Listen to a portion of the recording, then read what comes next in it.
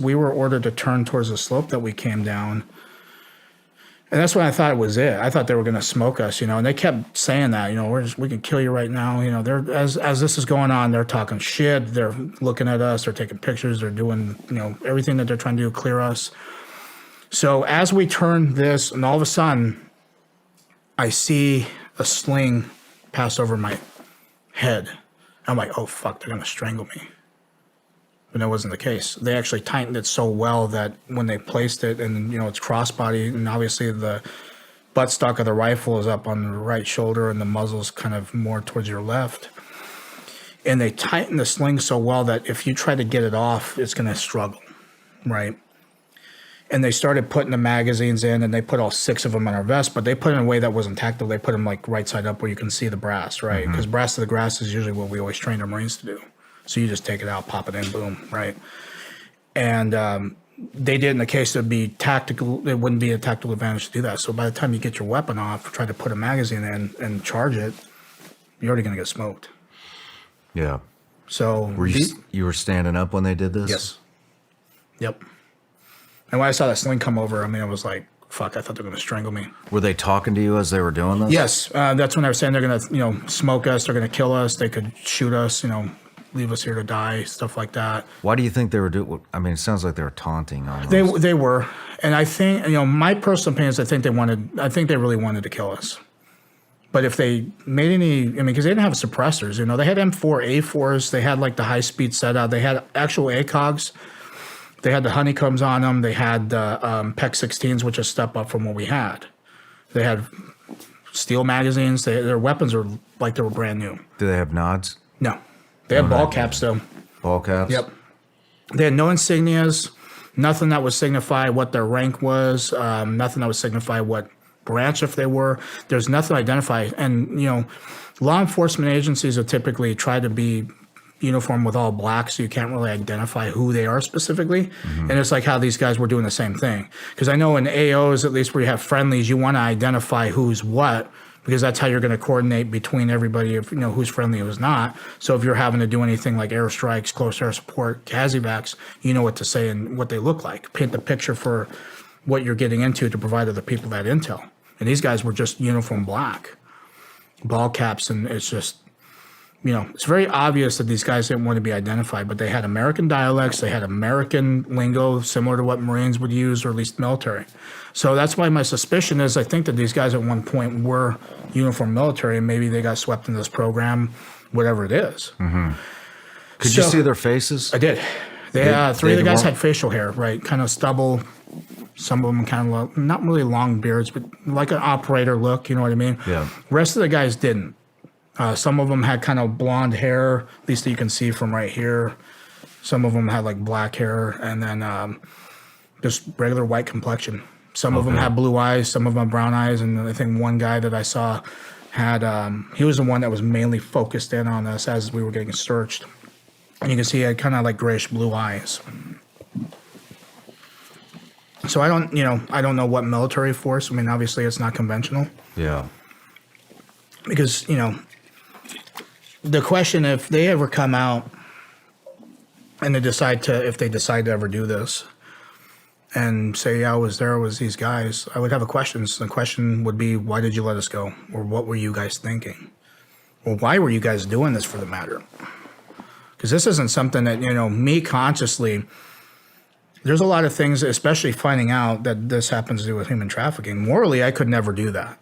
Yeah. That's a touchy subject for me. They might not know. Yeah. And that's just it, too. They could have. Maybe the guys in the trucks were more of the darker side of things that were doing the hands-on, and these guys were securities. There's so many theories with this. I've seen some flack on Reddit about this. And you got all these armchair quarterbacks like, oh, I wouldn't have surrendered my weapon. Oh, yeah? So you get pulled over by a cop, and he's got his gun drawn in, because, there's some people that's their interaction with police, because they're known to be violent people. The cop is not going to take any chances. They're going to pull out their sidearm, and they're going to approach the vehicle like this, tell you to get the fuck out, right? Are you going to chance anything if this guy is shooting you, if he's holding you at gunpoint?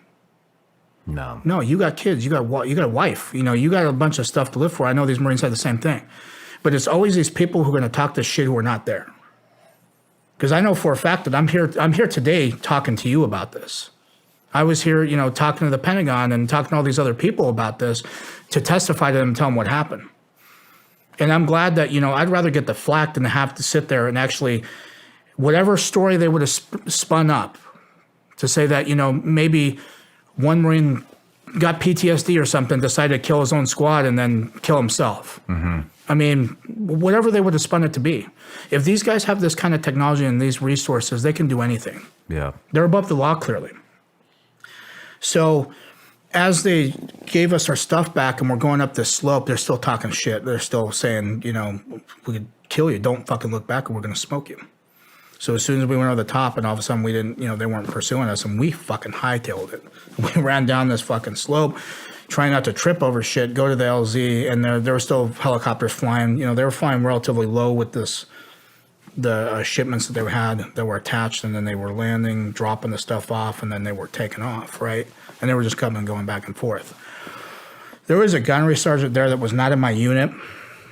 I think he was attached to the ship. It might have been kind of like their logistical support unit or whatever it is because I know each ship has a logistical support for Marines, right? That are on the ship, either active security, whatever it is.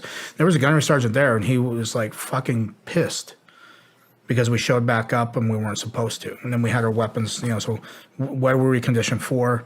We tried to play dumb, so obviously we kind of like set up a perimeter and then we adjusted ourselves. Some of my guys, they'd help us get our stuff unslung and then we'd load it back up and, act like everything was normal. But I can tell everybody's faces were like, what the fuck? Very, very concerning stuff. And here's the thing, though. If stuff is still going on to this day, which I'm sure it is, because if they're, come to find out, and I know you probably know this, human trafficking is the biggest revenue generator for these guys, for these organizations. Second's drugs, third is weapons. So if they're hitting all three, and obviously they're not going to want to give up their operations being known for that because it's illegal. It's not going to sit very well in the public eye. A lot of people have children. I personally don't have kids, but I know you as a dad would not fucking stand for that kind of shit. Yeah. Because then you have the thought in your head that it's going to be my kids are going to end up like this. That potentially could. And it's not a very comfortable thing people realize. And having them known to see this happen, it sucks. And this is kind of more why I'm pressing towards getting the resolution done with this, to make the government aware of it. Because if that's going on, it's got to be stopped. That's some evil nature right there. And I can't believe that there are actually people participating in this. And if they know about it, fucking shame on them. Yeah. It's very interesting. There are two subjects that I really wanted to dive into this year. I'm fascinated with the UFO, UAP genre. Right. And I want to expose as much as possible the stuff about human trafficking and everything that goes into it. We've already started that. And to see these two arenas start to intertwine it's very alarming. It tells you how much money is being spent. And it tells you that there's companies here that the government doesn't know about that are participating in this. Yeah. And it's not even, something that happens in the United States. It may, it definitely does. But to see the operation, because think about it, it's perfect cover. Because let's say if you're hiking somewhere out here and you see that unfold and you try to call the police, you try to call, federal, state, local agencies, or even the military for that matter, try to report this, are they going to take you serious? No. They wouldn't. I mean, it's becoming more and more common as time goes on. But yeah, it's what sucks about this is we're in this time period where everybody knows, not everybody, but it seems everybody that I know knows that the media is false. Yeah. It's fake.